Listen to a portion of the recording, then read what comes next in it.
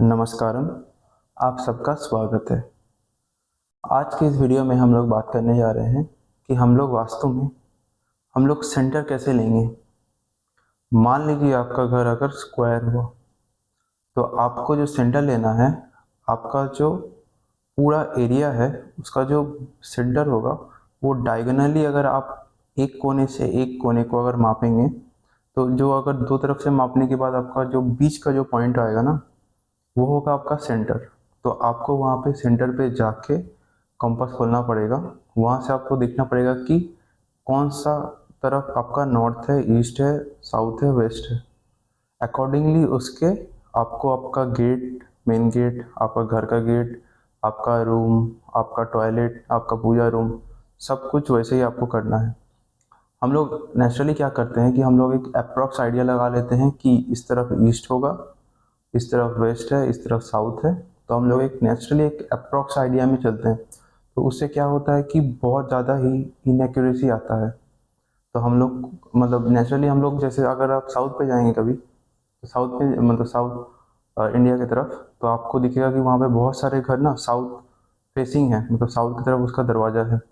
और हम लोग नेचुरली जानते हैं कि साउथ फेसिंग जो घर होता है बहुत एक अफवाह है कि बहुत इनऑस्पिशियस होता है।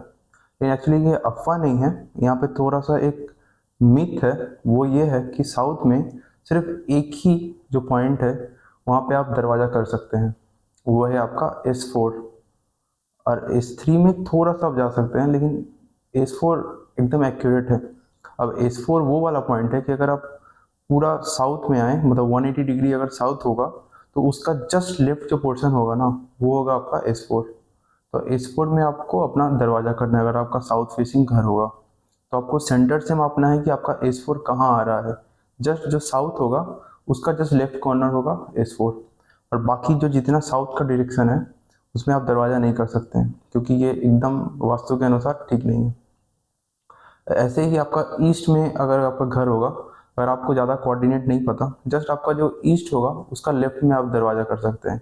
एग्जैक्टली नॉर्थ में भी ये सेम है कि अगर आपका जो नॉर्थ होगा उसका आपका लेफ्ट में आप दरवाज़ा कर सकते हैं। वेस्ट में भी यही है कि आपका जो एग्जैक्ट वेस्ट होगा सेंटर से, उसका लेफ्ट में आप दरवाज़ा कर सकते हैं, मेन गेट आपका। अब देखिए कि यहाँ पे जो सबसे बड़ा बात आता है ये कि जो गेट होगा आपका घर का, जो वास्तु होगा ना, वो आपको ऐसे ही मन मर्जी से नहीं करना है। आपको पहले प्रॉपर आपका कुंडली के अकॉर्डिंगली आपको अपना वास्तु करना है। जैसे कि अगर आपका मार्स, अगर आपका जो मार्स है कुंडली में मंगल, वो अगर फेवरेबल नहीं है तो आप साउथ फेसिंग घर में मत जाइए गलती से भी। मतलब ये आपके लिए नहीं है, एकदम ये एकदम कोई अफवाह नहीं है, एकदम सच बात है। तो वैसे ही कि जब जो हाँ मर्जी मैं आपका N3 N4 में मैंने गेट कर दिया तो वो बहुत गेंद देगा नहीं। अकॉर्डिंगली अकॉर्डिंगली आपका कुंडली जो होगा उसके अनुसार आपको ये करना है। जैसा कुंडली होगा वैसे ही आपको करना है। तो ये वो आपका पहला बात। दूसरा बात है कि आपका जो एंट्रेंस होगा, एंट्रेंस जो होगा आपका जो रोड, मतलब जो रोड आपका एंट्रेंस के सामने आ रहा है, वो रोड बहुत कुछ डिसाइड करता है कि आपका अपॉर्चुनिटी कैसे आएगा।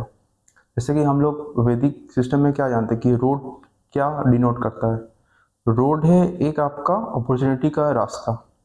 तो अगर मान लीजिए आपका रोड जो एकदम मेन एंट्रेंस के बाहर है, आप ये बस ख्याल कीजिएगा कि मेरी बातों में नहीं जाके अगर आप नोटिस कीजिएगा कि जैसा आपका रोड होगा वैसा आपका अपॉर्चुनिटी होगा। अगर घर के आपके अपोजिट में, मतलब मेन गेट के अपोजिट में, मतलब मेन गेट के सामने आपका अगर रोड पाथ जो है आपका ऊबड़ खाबड़ है, तो आप देखिएगा कि लाइफ भी ऊबड़ खाबड़ जैसे ही रहेगा, पैसा आएगा जाएगा आएगा जाएगा। अगर रोड बहुत सीधा एकदम साफ पूरा मेन रोड जैसा है तो अपॉर्चुनिटीज आपके पास एकदम नेचुरली आ जाएंगे आपके पास। तो रोड भी बहुत मायने रखता है। मेन गेट के सामने में आपका पोल है, इलेक्ट्रिक पोल, तो वो बहुत खराब असर देता है। तो इसका बहुत सारा रेमेडी है, मैं आपको देते रहूँगा। अगर कुछ भी आपको वास्तु के अकॉर्डिंगली अगर आपको अपना घर बनाना है, आर्किटेक्चरल स्केच भी बनाना है, तो आप ज़रूर मुझसे संपर्क कर सकते हैं। नमस्कार।